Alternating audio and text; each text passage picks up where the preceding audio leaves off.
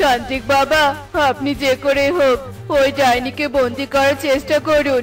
ওই ডাইনি বড্ড বার বেড়েছে। ও আজকাল পক্ষীকুলের ক্ষতি করার জন্য প্রতিযোগিতা করছে। আমি রাজা হয়ে কিছুতেই প্রজাদের ক্ষতি দেখতে পারবো না। আপনি শান্ত হন রাজামশাই, আমি থাকতে আপনি চিন্তা করবেন না। শুনুন, সামনেই তো পূর্ণিমার রাত। ওই রাতে ডাইনিকে হত্যা করার উপযুক্ত সময়। আপনি শুধু কয়েকদিন ধৈর্য ধরুন। আমাকে ধ্বংস করার ষড়যন্ত্র করা হচ্ছে। না না না, এই টোনাটার একটা ব্যবস্থা করতেই হবে। দাঁড়া, আজ রাতে তোর এমন অবস্থা করব যে তুই কোনো দিন অন্যের উপকার কেন নিজের কোনো উপকার করতে পারবি না। ডাইনি জাদু আয়না এসব দেখে ভীষণ হাসতে থাকে আর রাত হওয়ার অপেক্ষা করতে থাকে।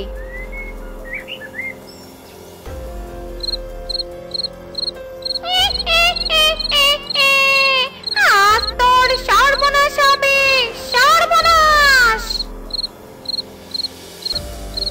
এবার থাক সারা জীবনের জন্য অন্ধ হয়ে। এবার আমার ক্ষতি কেন? তুই নিজেই একটা অভিশপ্ত জীবন কাটাবি।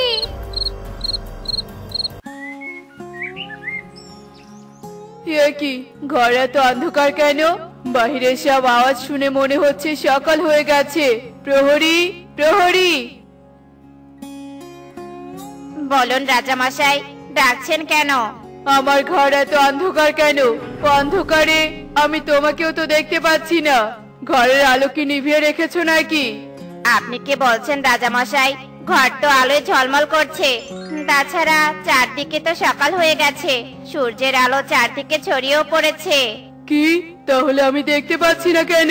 প্রহরী, তুমি কি আমার সাথে মজা করছো নাকি? ক্ষমা করবেন রাজামশাই, আমি আপনাকে সত্যি বলছি। কি বলছো কি? তাহলে কি আমি অন্ধ হয়ে গেলাম? হায় হায়, আমি তো ভালোই ঘুমিয়েছিলাম, আর আমি অন্ধ হয়ে গেলাম কি করে? এ কি সর্বনাশ হয়ে গেল আমার। রাজা টোনা এভাবেই চিৎকার করতে থাকে আর নিজের অন্ধত্ব নিয়ে কাঁদতে থাকে। সুখী, আয় সুখী, তোরা কোথায় যাচ্ছিস রে? তোরা কি খাবার খুঁজতে যাচ্ছিস? আমরা খাবার খুঁজতে চাই আর যাই করতে চাই না কেন? তোকে কেন বলবো শুনি? তোকে না কতবার বলেছি তোর সাথে আমরা মিশতে চাই না।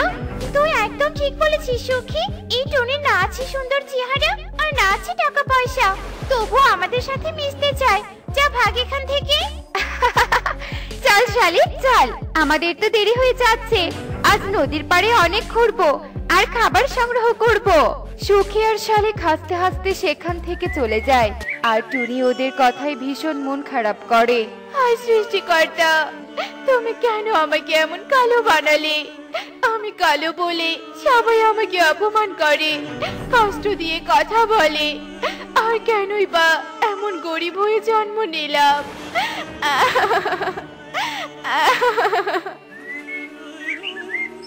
টুনি এভাবেই কাঁদতে কাঁদতে বাড়িতে চলে আসে। টুনি বাড়িতে তার বৃদ্ধা মা মিনুর সাথে থাকতো। টুনেরা ছিল অনেক গরিব। মা টুনি, তুই এসেছিস? এ কি, তোর চোখে এমন পানি কেন? কেউ কি কিছু বলেছে আমার মেয়েকে? মা, সবাই আমাকে আমার এই কালো চেহারার জন্য ছোট করে কেন? কেন সবাই আমাকে কষ্ট দেয়? যারা তোকে কষ্ট দেয় তারা বোকা রে মা, তাই তোকে ওভাবে কষ্ট দেয়। শোন রে মা, তুই দেখিস তুই একদিন সবার উপকারে আসবি। তোকে সবাই সম্মান করবে, সবাই তাদের ভুল বুঝতে পারবে। তুমি সত্যি বলছো মা? হ্যাঁ রে মা, মায়েদের কথা সব সময় সত্যি হয়। মিনু টুনটুনির কথা শুনে টুনির মুখে হাসি ফুটে আসে। এভাবেই দিন কাটতে থাকে। অন্যদিকে টোনা রাজার চিন্তা আরো বাড়তে থাকে। তান্ত্রিক বাবা, অনেক তো গবেষণা করলেন, কিন্তু কোনো কি সমাধান পেলেন? আমার যেভাবে অন্ধ জীবন কাটাতে আর ভালো লাগছে না। হ্যাঁ রাজামশাই, আপনি কোনো সাধারণ কারণে অন্ধ হয়ে যাননি। আপনার অন্ধত্বের জন্য দায়ী ওই বিশাখা ডাইনি। ওই ডাইনি আপনাকে অন্ধ বানিয়ে রেখেছে। কি, ওই ডাইনি আমার এমন অবস্থা করেছে? তবে এখন উপায় কি? উপায়ে আমি আবার সুস্থ হতে পারবো তান্ত্রিক বাবা? আপনি আমাকে সুস্থ করে দিন। আপনাকে যে আমি সুস্থ করতে পারবো না রাজামশাই, কারণ আপনাকে সুস্থ করতে ওই ডাইনির কাছে থাকা বোতলটি প্রয়োজন। কারণ সেখানেই আছে আপনার দৃষ্টিশক্তি, যা কোনো সাধারণ পাখি আনতে পারবে। কে কে আনবে ওই ডাইনির থেকে বোতল, আর তার সাথে ওই ডাইনিকে ধ্বংস করতে? এরপর টোনা অনেক চিন্তা করতে থাকে কি করা যায়। এরপর প্রহরীকে ডেকে বনে ঘোষণা দিতে বলে।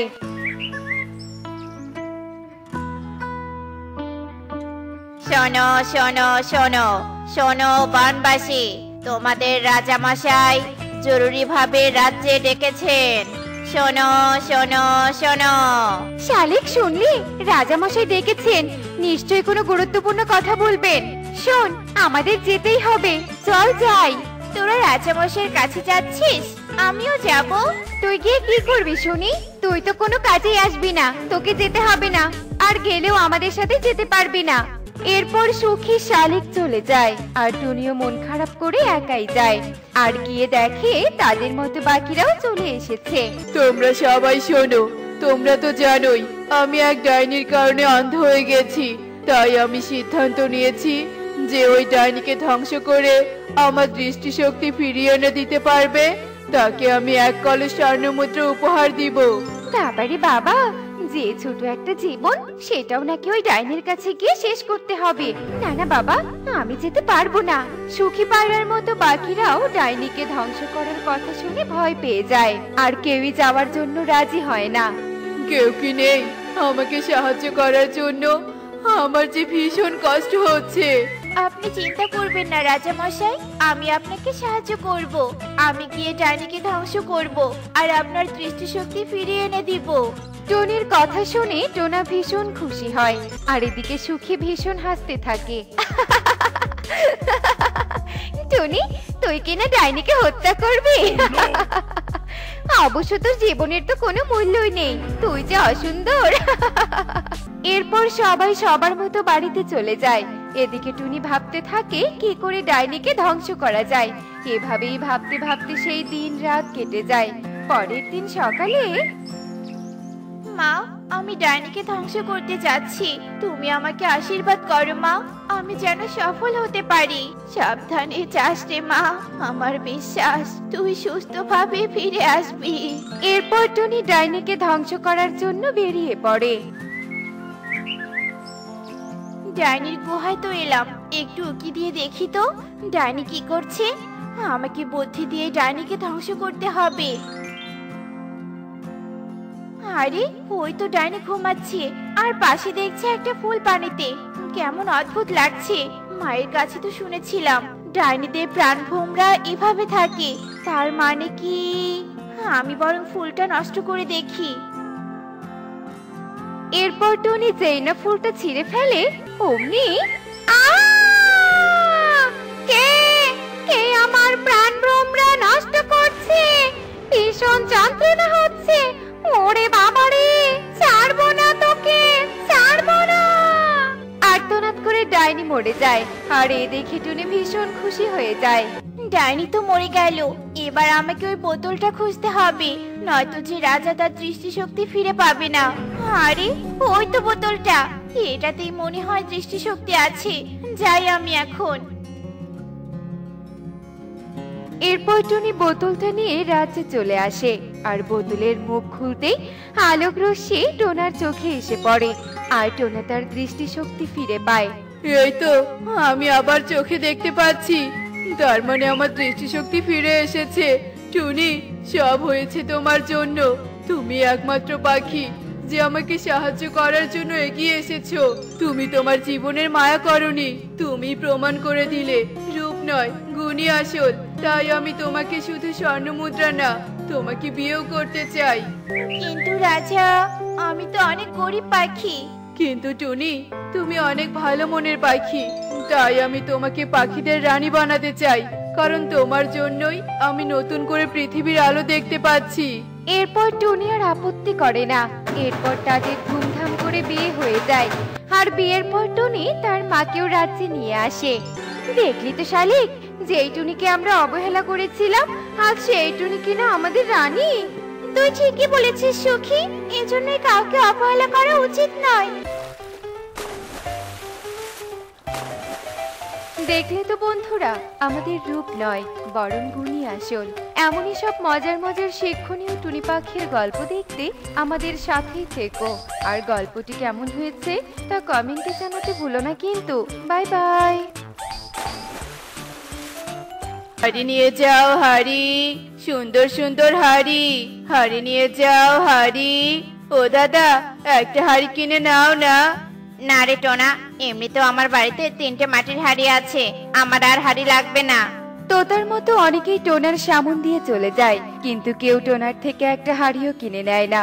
অসহায় টোনা নিরুপায় হয়ে বাড়িতে চলে যায়। কি ব্যাপার টোনা, আজও একটাও হাড়ি বিক্রি হয়নি?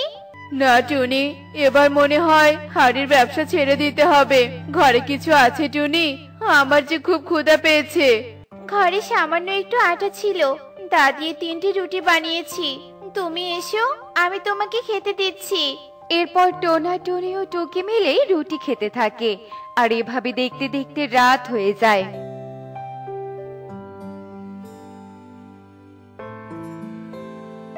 রাত হতেই সবাই ঘুমিয়ে যায়। রোজ একরকম হাড়ি তৈরি করার জন্য কেউ সেগুলো কিনতে চাচ্ছে না।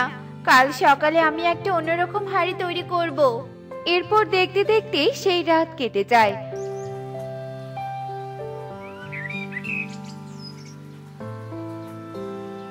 আর টুনি সকাল সকাল উঠে অনেক সুন্দর একটা হাড়ি বানায়। ওয়াও, কি সুন্দর করে পাখিটা হাড়ি বানাচ্ছে।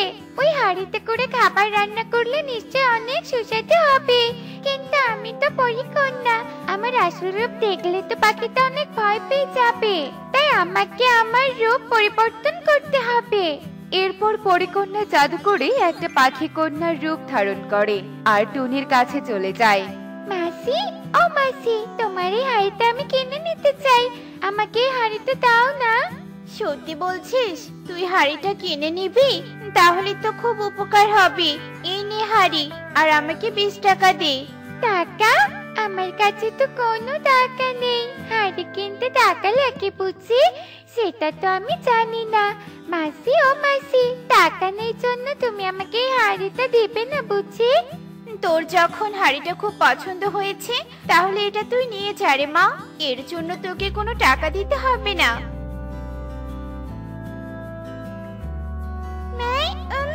আমাদের ঘরে তো চাল ডাল কিছুই নেই, আর তুমি কিনা হাড়িটা ফ্রিতে দিয়ে দিলে। সৃষ্টিকর্তা চাইলে যে কোনো একটা ব্যবস্থা হয়ে যাবে রে মা।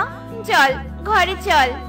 এই পাখির পরিবারের বুঝি খুব অভাব, তবুও কিনা পাখিটা আমাকে ফ্রিতে হাড়ি দিল। পাখিটার উদারতা মন দেখে আমি খুব মুগ্ধ হয়েছি। তাই আমি এই হাড়ির বিনিময়ে ওদের একটা ঘর উপহার দিতে চাই।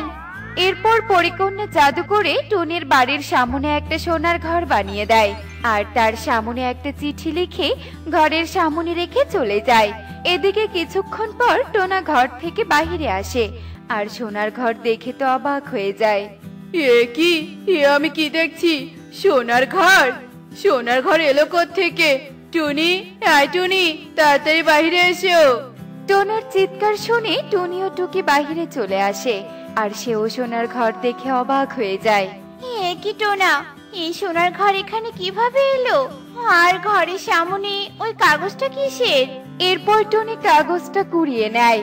টুনি মাসি, তুমি যাকে ফ্রিতে হাড়িটা দিলে সে কোনো সাধারণ কেউ নয়, সে হলো এক পরী। তোমার উদারতা দেখে আমি মুগ্ধ হয়েছি, তাই এই সোনার ঘরটা আমি তোমাকে উপহার দিলাম। কি মজা, কি মজা! পরী আমাদের সোনার ঘর উপহার দিয়েছে। আজকে থেকে আমরা সোনার ঘরে থাকবো। এরপর দেখতে দেখতে সেই দিন কেটে যায়।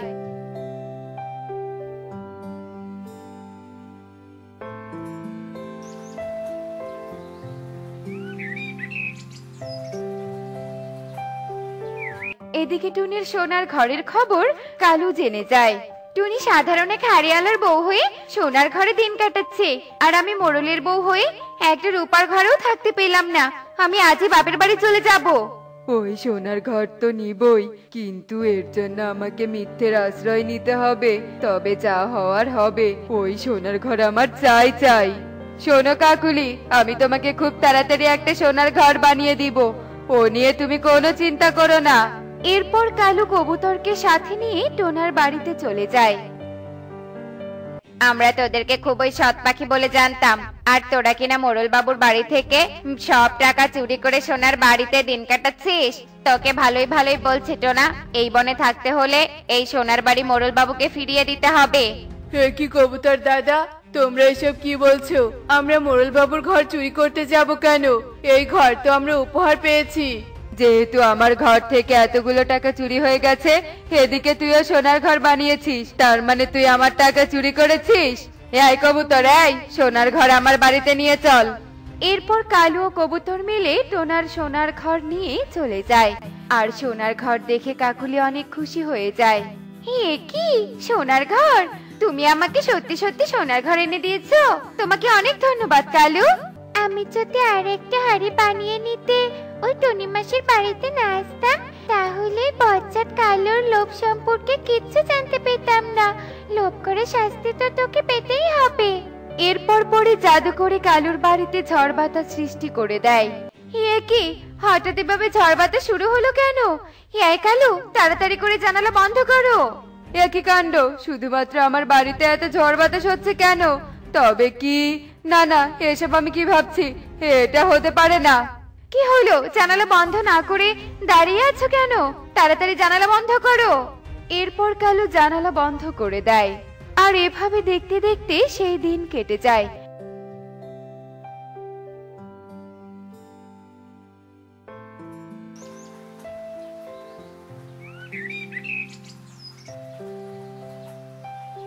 এদিকে সকাল হতে না হতেই কালুর বাড়ির সামনে বন্যা হয়ে যায়। আর বন্যার কারণে সোনার ঘর সহ কালুর সমস্ত ধন সম্পদ বন্যার জলে ভেসে যায়। আর সাথে ভেসে যায় কালু ও কাকুলি। বাঁচাও, কেউ আমাদের বাঁচাও, আমরা যে বন্যার জলে ভেসে যাচ্ছি, বাঁচাও! কালু কাকুলিও তাদের সোনার ঘর ভাসতে ভাসতে নদীতে চলে যায়। এদিকে টোনা ও টনি নদীতে নৌকো নিয়ে মাছ ধরছিল। হঠাৎ তারা কালু ও কাকুলিকে দেখতে পায়। তোরা আমাদেরকে বাঁচা রে টোনা, আমরা যে নদীর জলে ডুবে যাচ্ছি। অন্যকে ঠকালে তার পরিণতি এমনই হয়। ওই তো আমাদের সোনার ঘরও জলে ভেসে আসছে। কাউকে ঠকিয়ে কেউ কখনো সুখী হতে পারে না। ঠিক বলেছিস রে টোনা, আমি লোভে পড়ে তোদের সোনার ঘর মিথ্যে বলে নিয়ে গিয়েছিলাম, কিন্তু লোভ করার কারণে আজ আমি আমার সবকিছু হারালাম। এখন নিজের প্রাণটুকু বিপদের মুখে, তোরা আমাকে ক্ষমা করে দে টোনা। হ্যাঁ টোনা, কালু দাদা যখন নিজের ভুল বুঝতে পেরেছে, তখন আমাদের তাকে ক্ষমা করে দেওয়া উচিত, কেননা ক্ষমা করা মহৎ গুণ। এরপর টোনা ও টনি কালু ও কাকুলিকে নদী থেকে নৌকাতে তুলে নেয়। চলো আমরা সবাই মিলে সোনার ঘরটা উপরে তুলি, আর টোনা টুনির ঘর তাদেরকে ফিরিয়ে দেই। এরপর সবাই মিলে জলে ভাসা সোনার ঘরটা উপরে তুলে, আর সোনার ঘর নিয়ে টোনা ও টুনি বাড়িতে চলে যায়। এদিকে কালু ও কাকুলি বাড়িতে চলে আসে। আর বাড়িতে গিয়ে নিজের ঘর বাড়ি আগের মতো দেখতে পায়। এ কি, আমাদের ঘর বাড়ি ফিরে এলো কি করে? আমি তোমাদের শিক্ষা দেওয়ার জন্য তোমাদের সবকিছু বন্যার জলে ভাসিয়ে দিয়েছিলাম, আর তোমরা নিজেদের ভুল বুঝতে পারায় সবকিছু ফিরিয়ে দিলাম। এরপর পরিকন্যা সেখান থেকে চলে যায়, আর কালু ও কাকুলি ভালো হয়ে যায়। দেখলে তো বন্ধুরা, অতিরিক্ত লোভ ধ্বংস ডেকে আনে, তাই আমাদের লোভ করা উচিত নয়। এমনই সব মজার মজার শিক্ষণীয় টুনি পাখির গল্প দেখতে আমাদের সাথেই থেকো। আর গল্পটি কেমন হয়েছে তা কমেন্টে জানাতে ভুলো না কিন্তু। Bye bye.